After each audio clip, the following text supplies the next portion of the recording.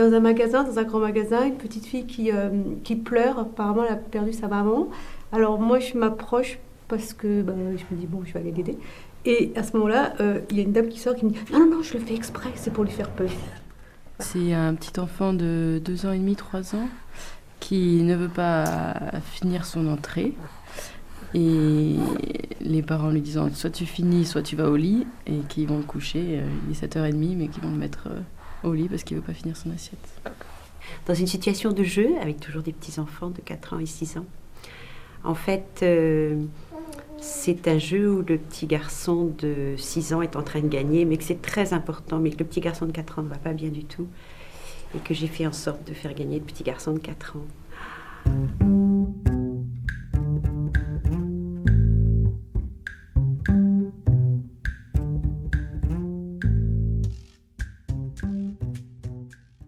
Ces témoignages nous parlent de ce que nous avons choisi d'appeler les violences éducatives ordinaires, c'est-à-dire tous ces moments réflexes, ces phrases que nous avons déjà entendues et dont nous avons choisi de les observer autrement pour voir en quoi elles pouvaient être du poison dans la vie en général, mais surtout du poison dans les relations d'éducation, où la relation est asymétrique, où nous avons une autorité.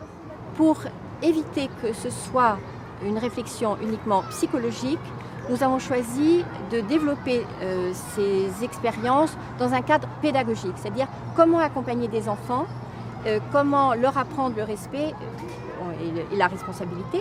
Et donc nous avons choisi de partir de situations bien concrètes vécues par des parents, donc de leurs questions, de leurs difficultés, des exemples qu'ils vont nous donner.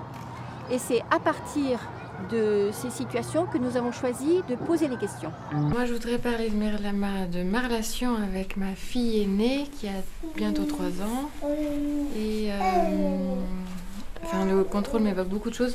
Je me sens testée à tout niveau, mais notamment sur Isor, j'ai un rendez-vous, il faut qu'on y aille, parce que je dois l'emmener avec moi. Et ah bah non, je veux pas mettre mon manteau, ah bah non, je veux pas faire ci, ah j'ai encore envie de prendre un doudou, ah je veux faire ci, etc. Et c'est ça, c'est dans la rue après, ah non, je veux pas marcher, ou je veux pas être sur la planche parce que je la pousse avec une planche sur la poussette là. C'est des tas de bonnes raisons pour me mettre en rage très vite quand j'ai un impératif que je me donne, d'être à l'heure ou d'aller à tel endroit. Et j'en peux plus, je sais plus quoi faire, j'ai oublié, je pense qu'il fallait ce que je pouvais faire à ces moments-là. J'y arrive plus. Marie, et moi je t'interroge sur comment tu lui vends l'idée de venir finalement avec toi alors? Que tu lui vends. C'est quoi l'intérêt pour elle? Oui. Oui, la séduction plutôt. Comment je lui vends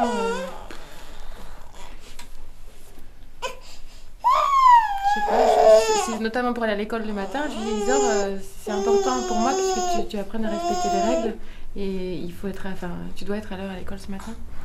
Ce sentiment d'impuissance, il est non seulement fréquent, mais très difficile, très douloureux.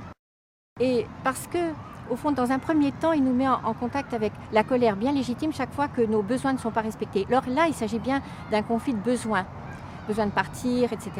Or, c'est à partir de cette colère bien légitime que nous pouvons facilement déraper vers de la violence, vers de l'exigence, vers bousculer, impressionner, faire peur et quelquefois menacer ou faire du chantage pour obtenir ce que nous voulons.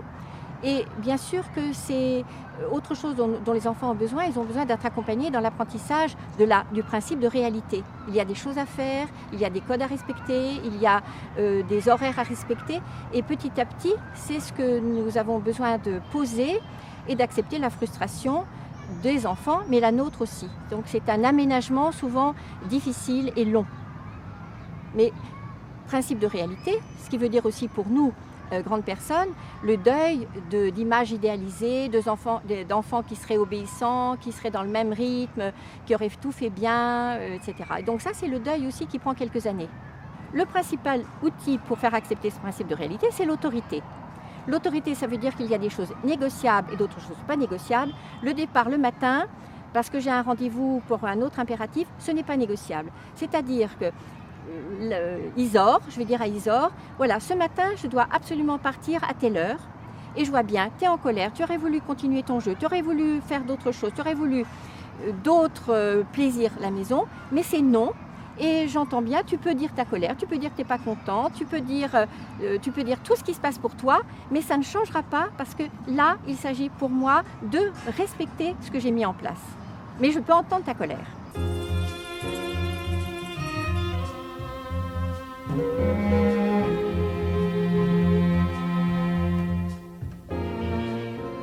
Augustin a été puni au début de l'année toutes les semaines, donc il avait des lignes et des lignes. Des lignes. Ouais. Et donc, alors qu'il faisait pas, alors le jeudi soir c'était panique à bord parce que c'était pour le vendredi, alors il les faisait vite le vendredi matin. Et on lui a donné, je crois, des billes où il a trouvé lui aussi des ruses pour dire au maître qu'il avait oublié qu'il l'avait faite mais qu'il l'avait oubliée alors que et qu'il lui apporterait la semaine prochaine. Donc, du coup, il avait une semaine pour la faire. Une autre fois pareil, il y a eu des trucs comme ça. Nous de lui dire qu'effectivement on trouvait ça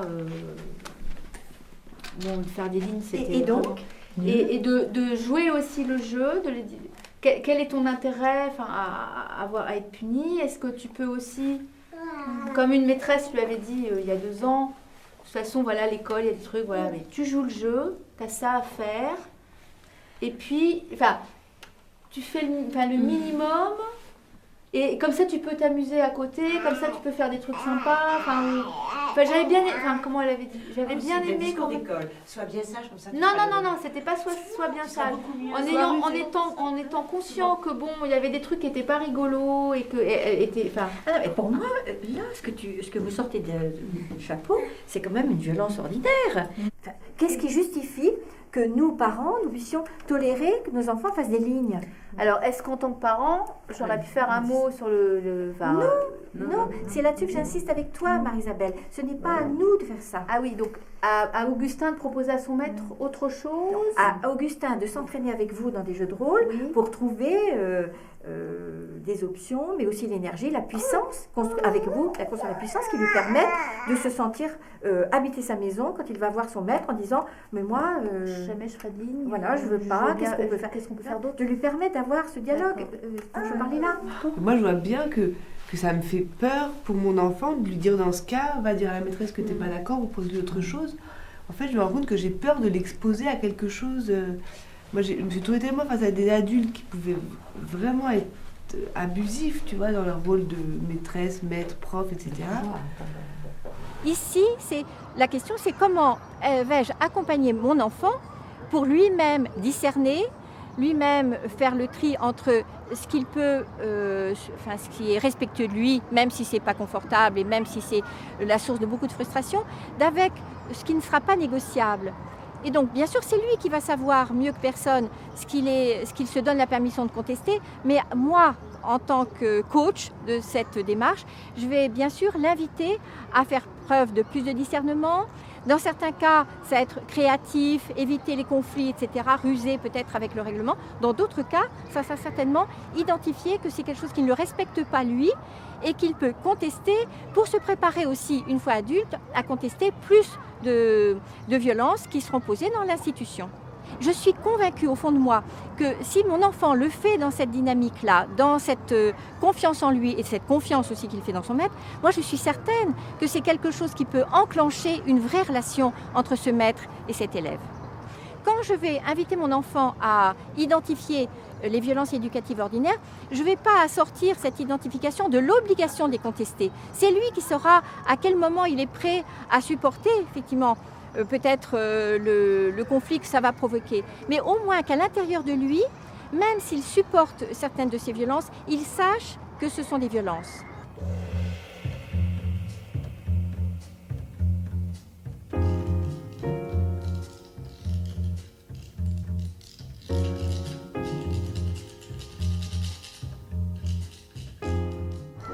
Toutes ces réflexions autour des violences éducatives ordinaires, les jeux de rôle, les témoignages, les exemples, tout ça, ça nous a permis de rappeler les besoins prioritaires du bébé et de l'enfant. À savoir, besoin de se sentir protégé et donc en sécurité, et besoin aussi de se sentir important parce que prioritaire et parce que respecté. Mais qu'en est-il maintenant de nos besoins d'éducateurs et de parents pour cet accompagnement d'enfants dans une dynamique de respect? Alors j'en distingue 3 en priorité. C'est d'abord l'importance de faire le deuil de ce que nous avons nous-mêmes quelquefois vécu, de ce dont nous avons été témoins, de ce que nous avons lu et quelquefois de ce que nous avons appris, de ce que nous continuons à croire aussi de temps en temps. Donc surtout des images idéalisées, des représentations aussi très bonnes, très belles comme ça, mais qui ne servent pas à grand-chose dans le feu de l'action et surtout quand il y a l'incendie de la contestation, du jeu de pouvoir, de la menace, etc. Ça, c'est le premier point. Le deuxième point, je crois aussi beaucoup à l'importance pour nous d'avoir à l'intérieur très chaud des convictions, mais que ces convictions ne deviennent jamais des principes ou des certitudes qui seraient froides et rigides et qui seraient de nouveau un obstacle dans la relation d'éducation et d'accompagnement. Et puis le troisième point, auquel j'ai aussi envie de donner priorité, c'est celui d'accepter d'être des parents imparfaits, c'est-à-dire de vrais parents, parce que cette imperfection, c'est le prix à payer pour être vivant. Faire des erreurs, recommencer, se tromper, recommencer, poser des questions, interroger et surtout à garder bien en tête que cet accompagnement, cet apprentissage et surtout cet entraînement, ça prend beaucoup de temps, encore beaucoup de temps et encore beaucoup de temps. Voilà.